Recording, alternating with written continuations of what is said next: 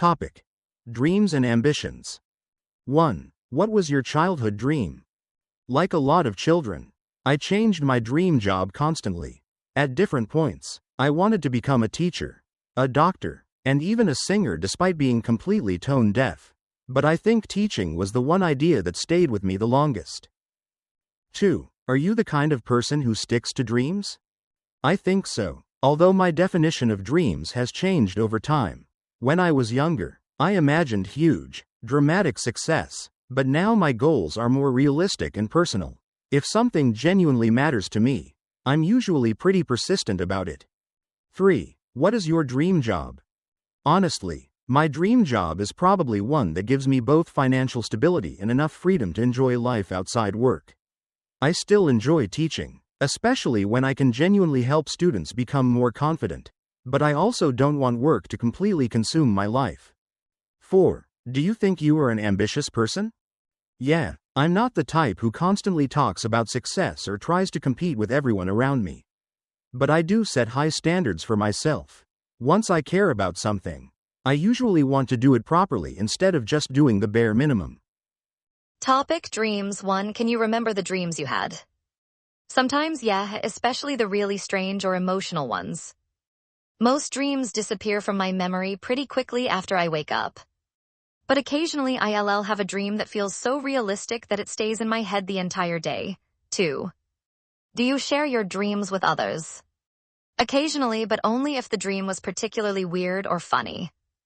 Most dreams sound completely illogical once you say them out loud, so I usually keep them to myself unless there's something memorable about them. 3. Do you think dreams have special meanings? Yeah, I do. I think a lot of dreams are connected to the thoughts, emotions, or events we've been experiencing during the day. Sometimes, the scenario I find myself in a dream is so oddly specific to my situation in reality that it feels like my mind is trying to process something. 4. Do you want to make your dreams come true? Yes, definitely, although my dreams now are much simpler and more realistic than when I was younger. These days, I mostly just want a stable, peaceful life, enough time for my family, and the freedom to enjoy the little things that make me happy. Topic: Life stages. 1. Do you enjoy being the age you are now? Yeah, more than I expected, actually. Of course, adulthood comes with a lot more responsibilities and stress. But I also feel more emotionally stable and comfortable with who I am because now I care less about impressing people and more about protecting my peace. 2. What did you often do with your friends in your childhood? We mostly did really simple things. Honestly, we rode bikes around the neighborhood, played outside for hours, watched cartoons together, or just sat around talking about completely random things. 3. What do you think is the most important at the moment? At this stage of my life, probably balance. I still care greatly about work and personal goals, of course. But I think having good health, financial stability, and enough time for family matters much more in the long run. 4. Do you have any plans for the next 5 years?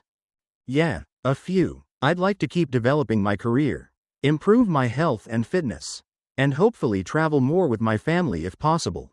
In terms of personal growth, I want to become more disciplined and consistent instead of constantly feeling like I'm trying to survive adulthood one day at a time. 5. How do people remember each stage of their lives? I think people usually remember each stage of life through the emotions and memorable experiences connected to it. For example, when people look back on their school years, they often remember major milestones, the friendships they made, or even little moments that had a strong emotional impact on them. 6. At what age do you think people are the happiest? I think people are usually happiest during 2 stages of life. The first is childhood, when they can simply be themselves without worrying too much about society's expectations. And the second is when they become mature enough to truly understand themselves and stop constantly seeking approval from other people. Topic: Teachers. 1. Do you have a favorite teacher? Yeah, definitely. My favorite teacher was actually my English teacher in secondary school.